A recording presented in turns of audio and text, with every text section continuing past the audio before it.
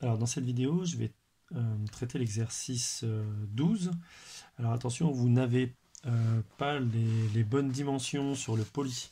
Sur le poly de TD que vous avez ici, vous voyez en gros il y a marqué voir annexe 1. Les annexes 1, on aurait dû vous les donner en TD.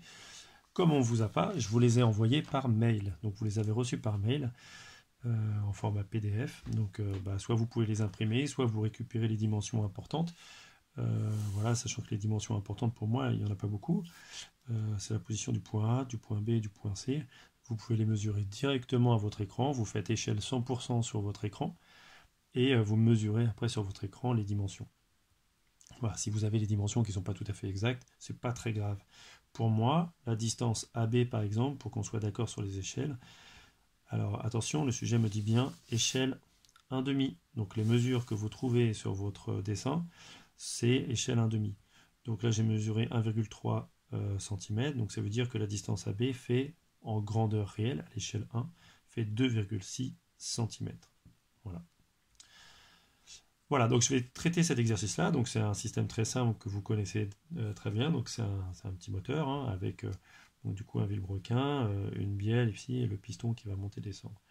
Donc comme vous avez un piston qui monte et qui descend, ici entre le solide 4, le piston, et votre bâti, le solide 1, ici vous avez une liaison pivot glissant qui est représentée. Entre le piston, et la bielle, entre le piston et la bielle, vous avez ici une liaison pivot, on aperçoit même un roulement, et puis ici est représentée aussi une liaison pivot entre du coup le vilebrequin et la bielle, liaison pivot.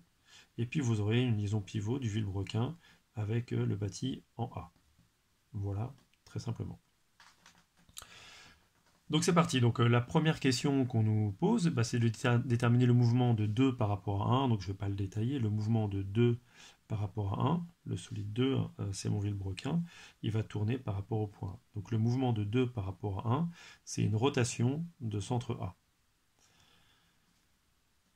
Deuxième question, on nous demande de représenter sur le schéma cinématique, ici, la vitesse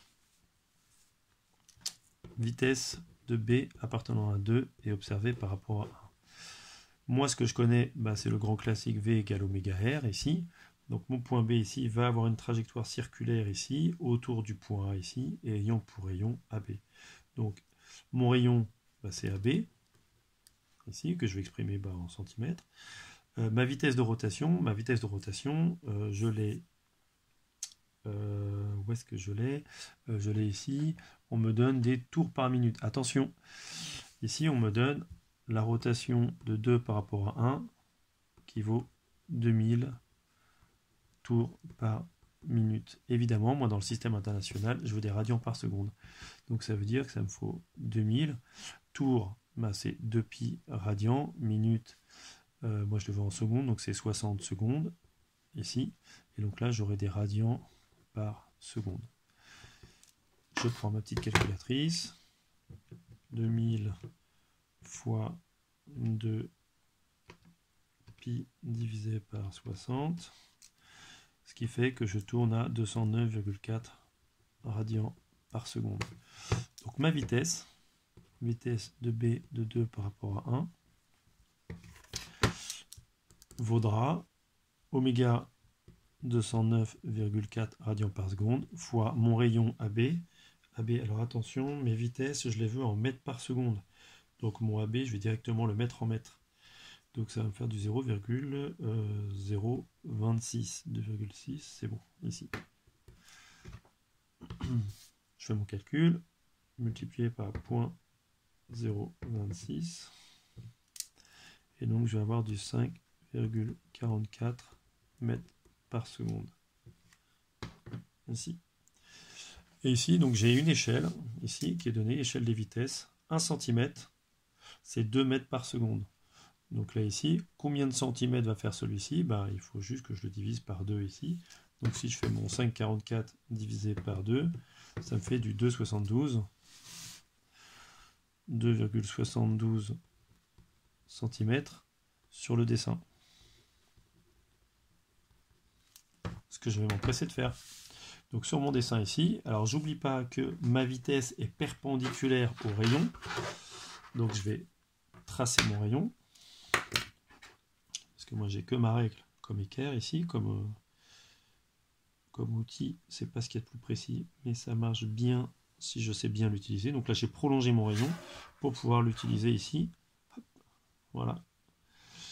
Tac. Donc là ici, je viens placer ici le 10 et le 20 ici, sur le rayon que je viens de tracer ici. Tac, en étant bien au point B ici. Et là je vais tracer ma vitesse sur une longueur de 2,72. 1, 2, 5, le 72, on fera 7, le 2, ça, je ne sais pas le dessiner, je ne suis pas assez précis. Voilà, donc ça c'est la vitesse de B appartenant au solide 2 et observée par rapport à 1. Voilà, voici ma première vitesse. Et donc là je suis évidemment, je vais le dessiner bien visible, perpendiculaire à mon rayon AB. Deuxième question. Troisième question. Quelle est la vitesse de B? Vitesse de B de 3 par rapport à 2. Au point B, entre 3 et 2, c'est égal à 0, parce que le point B, c'est le centre de la pivot, entre 3 et 2. Ça, c'est ma question 3. Ensuite, la décomposition des vitesses, je vais en déduire vitesse de B de 3 par rapport à 1.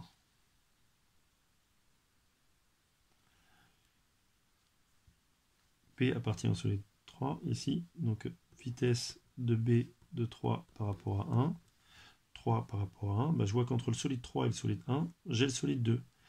Donc je vais passer tout simplement, entre 3 et 1, je vais passer par le solide 2, pour faire retomber cette vitesse-là justement. Vitesse de B, donc là entre 3 et 1, je vais mettre le solide 2, de 3 par rapport à 2, plus vitesse en B, donc de 2 par rapport à 1. Voilà ma décomposition. L'intérêt de cette décomposition, c'est de faire apparaître B comme centre de pivot entre 3 et 2, vitesse nulle. Donc là, en fait, ce que je viens d'écrire ici, c'est que ça, que le point B appartienne au solide 2 ou au solide 3, c'est la même vitesse par rapport à 1 qui a été tracé ici. Question 4, on me demande quel est le mouvement entre 4 et 1. Ici, c'est une liaison pivot glissant. Donc entre 4 et 1, je vais avoir une translation. On peut même dire alternative, parce que je vais avoir des mouvements de va-et-vient. Et là, il me faut l'axe. L'axe, c'est l'axe, ça va être AC. D'axe, AC. Mon piston va se déplacer comme ça, suivant l'axe, passant par A et passant par C. Ensuite, avec la composition des vitesses, je vais comparer la vitesse de C de 3 par rapport à 1 et vitesse de C de 4 par rapport à 1. Donc vitesse du point C appartenant à 4 par rapport à 1. Si je le décompose en mettant le solide 3, puisque entre le solide 1 et le solide 4, je peux mettre le solide 3, c'est vitesse en C de 3 par rapport, de 4 par rapport à 3, plus vitesse en C de 3 par rapport à 1. Sauf que le point C, c'est une liaison pivot entre le solide 4 et le solide 3, ce qui fait que cette vitesse-là est une vitesse nulle. Donc comparer, la question 5, on me demande de comparer ces deux vitesses-là, tout simplement, elles sont égales. Que le point C appartienne au solide 4 ou que le point C appartienne au solide 3, que j'observe par rapport à 1, ça sera la même vitesse. Avec l'équiprojectivité,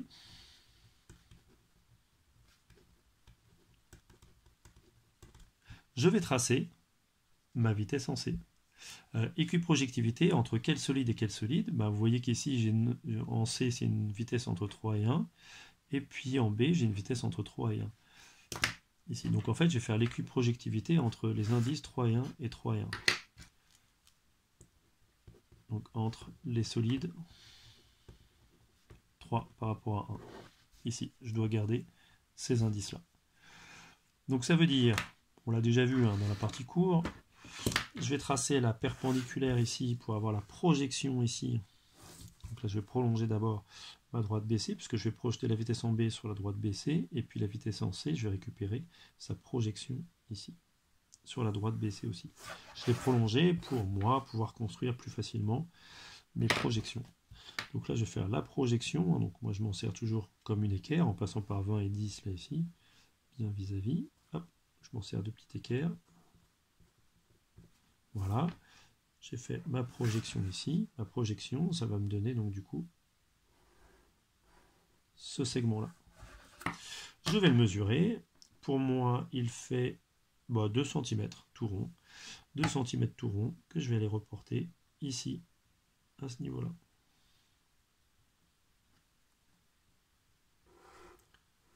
Voilà, tac. Et il y a une chose que je sais, c'est que c'est la direction de ma vitesse en C. Comme là, ici, j'ai une translation du point C ici, ma vitesse en C, elle va être dirigée suivant l'axe AC. C'était tout le sens de ma question 4, ici. Mon solide 4 se déplace verticalement. Donc ça veut dire que ma vitesse, elle va être sur cette droite-là. Donc là, j'ai plus que finalement à tracer la perpendiculaire, passant par... Alors attention que je dise pas de bêtises, c'est comme ça. C'est pas du tout comme ça, je me trompe. Voilà, c'est une erreur classique. Je ne l'ai pas faite, heureusement. Tac. Voilà, j'ai tracé la perpendiculaire à la droite BC, ici, et ma vitesse au point C, c'est une vitesse de translation, qui est en train de remonter. Ça, c'est la vitesse en C du solide 3 par rapport au solide 1. Mais je sais aussi que c'est la vitesse en C de 4 par rapport à 1, parce que je l'ai vu ça dans la question 5, ici. Alors si je me trompe, mon segment vert, si je le mets en dessous, ça va me faire une flèche qui va descendre vers le bas. Et là, il faut vous dire, il faut réfléchir un peu, parce que quand le point B est en train de remonter, il pousse la bielle vers le haut. Donc si je pousse la bielle vers le haut, mon point C, il est obligé de monter. Donc si vous avez tracé une vitesse vers le bas, forcément, si vous regardez votre mécanisme, vous devez vous dire que vous êtes trompé. Et dans la question 7, on me demande de trouver le centre instantané de rotation du mouvement entre le solide 3 et le solide 1, entre 3 et mon bâti, ici. Et bien pour ça, je vais tracer les perpendiculaires aux vitesses de 3 par rapport à 1. J'en connais deux. Là, je connais la perpendiculaire à la vitesse de B de 3 par rapport à 1 et vitesse de C de 3 par rapport à 1. Donc les perpendiculaires, elles sont où? La perpendiculaire à la vitesse en B, elle est déjà tracée, hein, c'est celle-là. Et la perpendiculaire à la vitesse en C, c'est une droite là qui va être du coup perpendiculaire à AC. Hop, je vais la tracer comme ça. Et donc du coup, elle va falloir que je la prolonge. Ici, hop, tac. Hop là. L'intersection des deux perpendiculaires aux vitesses, donc perpendiculaire à cette vitesse-là, perpendiculaire à cette vitesse-là, va me donner le centre instantané de rotation, qu'on appelle I, mouvement de 3 par rapport à 1, donc je vais lui donner ces indices-là, 3 par rapport à 1, centre de rotation.